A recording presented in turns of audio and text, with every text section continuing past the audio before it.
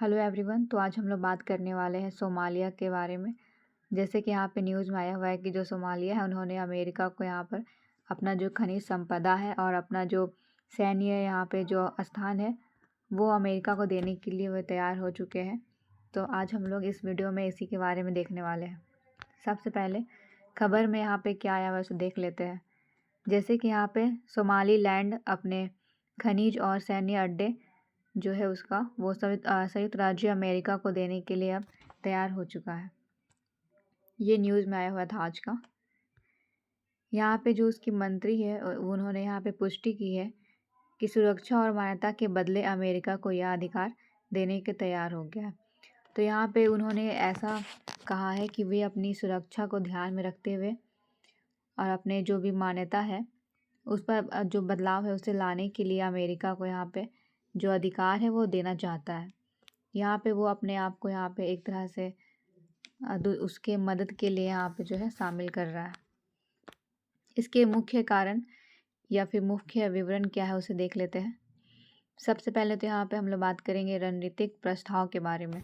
जैसे कि सोमालीलैंड जो कि सोमालिया से अलग हुआ था, तो उन्होंने वहाँ पे अलग होने के बाद अपने आप को स्व घोषित क्षेत्र जो है वो घोषित कर दिया था।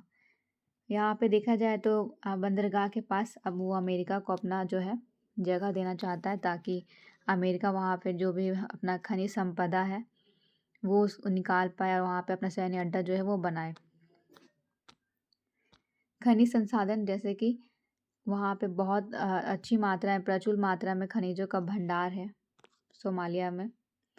यहाँ पे देखा जाए तो अमेरिका को पहुँच प्रदान करना वो चाहता है ताकि अमेरिका से उसे कुछ लाभ हो सके।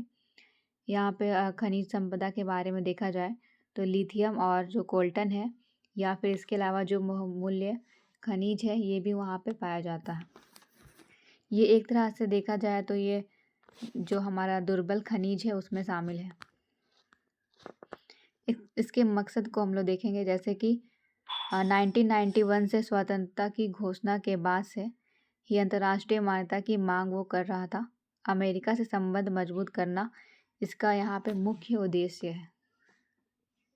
तो यहाँ पे जो देखा जाए तो ये अपना संबंध जो है वो मजबूत करना चाहता है। इसके वजह से ही वो अमेरिका को यहाँ पर जो है अपना सैन्य अड्डा और खनिज संपदा को यहाँ पे निकालने का आदेश दे रहा है। इसके परिदृश्य के बारे में बात करेंगे। जैसे कि यह प्रस्ताव ऐसे समय में आया है जब हॉर्न ऑफ अफ्रीका में चीन और अन्य सैनिकों शक्तियों का जो प्रभाव है वो बढ़ रहा है, जिससे कि अमेरिका के लिए यहाँ पे सोमालियालैंड की जगह सामरिक रूप से महत्वपूर्ण हो गई है। इसकी ऐतिहासिक पृष्ठभूमि को भी हम लोग समझेंगे। जैसे कि ये पहले इसके कुछ घटनाएं हैं। जैसे कि ब्रिटिश सोमालियालैंड प्रोजेक्ट एक्ट में जो है शामिल था। यहाँ पे ऐसा माना जाता है कि जो हमारा 1920 जो था उस समय औपचारिक रूप से जो यहाँ पे ब्रिटिश जो है वो अपना एक कॉलोनी जो है वो बनाए हुए थे। 1960 में सोमालियालैंड जो है वो राज्य के रूप में यहाँ पे अपने आप को स्वतंत्रता घोषित कर देता है। इतालवी सोमालियालैंड के साथ में मिल जाता है और फिर यहाँ पे सोमालिया का निर्माण होता है। और यह देखा जाए तो ये अफ्रीका के हॉर्न क्षेत्र में स्थित है। यहाँ पे देख सकते हैं किस तरह से यहाँ पे हमारा सोमालियालैंड, यहाँ पे इसका एक बंदरगाह है बेरबेरा।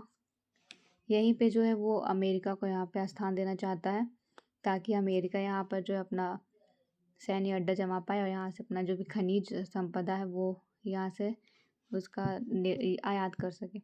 देखा जाए तो ये यहाँ पे ये हमारा पूर्वी यहाँ पे अफ्रीका है। यहाँ पे देख सकते हैं गल्फ ऑफ आदान यहाँ पे है।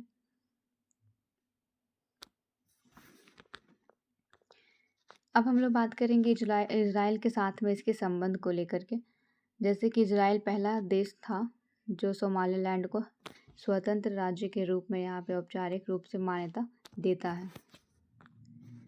अमेरिका को होने वाले प्रमुख लाभ, जैसे कि अगर जो हमारा ये सोमालियालैंड है ये अमेरिका को यहाँ पे अपने जो बंदरगाह है वहाँ पे स्थापित करने के लिए दे रहा है सैन्य अड्डा को, फिर से खनिज जो है उसे भी यहाँ पे लेने के लिए आदेश दे चुका है। तो इससे अमेरिका को क्या लाभ होगा? जैसे कि यहाँ पे सबसे पहले हम लोग बात करेंगे तो वो है रणनीतिक सैन्य उपस्थिति। जैसे कि अमेरिका वहाँ पे अपना सैनिक को वहाँ पे प्रभावित रूप से वहाँ पे शामिल कर सकता है और उसके आसपास के क्षेत्रों में जो भी अपना जो सैनिक है उसे वहाँ पे शामिल करेगा, तो अगल बगल का जो क्षेत्र है वहाँ पे भी वो नियंत्रण जो है वो स्थापित कर पाएगा। दूसरा, जैसे कि महत्वपूर्ण खनिज संसाधनों तक उसकी पहुँच हो पाएगी, जैसे कि जितनी भी दुर्बल खनिज है जो वहाँ पाए जाते हैं तो वे वहाँ पर आसानी से उसे यहाँ पे जो है प्राप्त कर लेंगे। अगला हम लोग बात करेंगे वो है क्षेत्रीय संतुलन और चीन रूस का मुकाबला। जैसे कि अमेरिका वहाँ पे अगर अपना सैनिक अड्डा जमा लेता है तो फिर वो जैसे चीन या फिर रूस जैसे जो देश है उसके साथ में मुकाबला कर पाएगा, क्योंकि चीन के पास भी लगभग दुर्बल खनिज मौजूद है जिससे वो दूसरे देशों पर जो है उसका निर्यात करता है। तो यहाँ पे देखा जाए तो यहाँ पे ये भी कर सकता है। आतंकवाद विरोधी अभियानों में यहाँ पे जो है मजबूती वो भी शामिल हो सकती है। अब हम लोग बात करेंगे विश्व पर प्रभाव। विश्व पर क्या प्रभाव पड़ेगा इस समझौते के तहत। जैसे कि यहाँ पे वैश्विक आपूर्ति श्रृंखला में यहाँ पे बदलाव आ सकता है, चीन पर निर्भरता कम हो सकती है। जैसे कि यहाँ पे चीन के बारे में जैसे हम लोग को पता है यहाँ पर कि चीन जो है वो लगभग एक ऐसा देश है जो लगभग सारे देशों में यहाँ पे जो भी दुर्बल खनिज है उस पर उसका एक अधिकार शामिल है। वो लगभग हर देशों को यहाँ पे दुर्बल खनिज जो है उसको निर्यात करता है। भारत भी शामिल है इसमें। भारत भी अपनी बहुत सारी ऐसी दुर्बल खनिज है जो कि चीन से यहाँ पे ख़रीदता है और उसका प्रयोग जो है यहाँ पे बहुत सारे सेमीकंडक्टर या फिर इलेक्ट्रॉनिक जितने भी सामान है उसका निर्माण के लिए किया जाता है। तो यहाँ पे इसके वजह से चीन पर जो निर्भरता है वो कम हो जाएगा। लोग अब यहाँ पर जो है अमेरिका के साथ में जो है इस क्षेत्रों से जो भी दुर्लभ खनिज है वो खरीद पाएंगे। साथ में देखा जाए तो टेक्नोलॉजी और डिफेंस इंडस्ट्री पर अमेरिका का मजबूती यहाँ पे पूरी तरह से बढ़ जाएगा इस दुर्बल खनिज के प्रयोग से। रेड सी पर यहाँ पे जो है दबादब बना हुआ रहेगा, क्योंकि अमेरिका लगभग वहाँ पे जो है अपना सैनिक को स्थापित करेगा, तो फिर उस क्षेत्रों में यहाँ पर देखा जाए तो वो बहुत ज़्यादा दबादब रहने वाला है। क्षेत्रीय तनाव में वृद्धि, ये भी एक समस्या यहाँ पे देखा गया है। पर्यावरण और यहाँ पे देखा जाए तो खनन पर प्रभाव पड़ेगा। जैसे कि अमेरिका जो लगभग उस वाले क्षेत्रों में खनिज संपदा को अगर निकालने की कोशिश करता है तो उसका प्रभाव पर्यावरण पर पड़ेगा। भारत पर क्या प्रभाव पड़ेगा? जैसे कि राजनीतिक सुरक्षा अगर देखा जाए तो वो जो हमारा अदन की खाड़ी है तो वहाँ पे लगभग जो है अमेरिका वहाँ पे अपना सैनिक अड्डा वहाँ पे जमाएगा, तो उससे यहाँ पे रणनीतिक सुरक्षा को भी देखा गया है।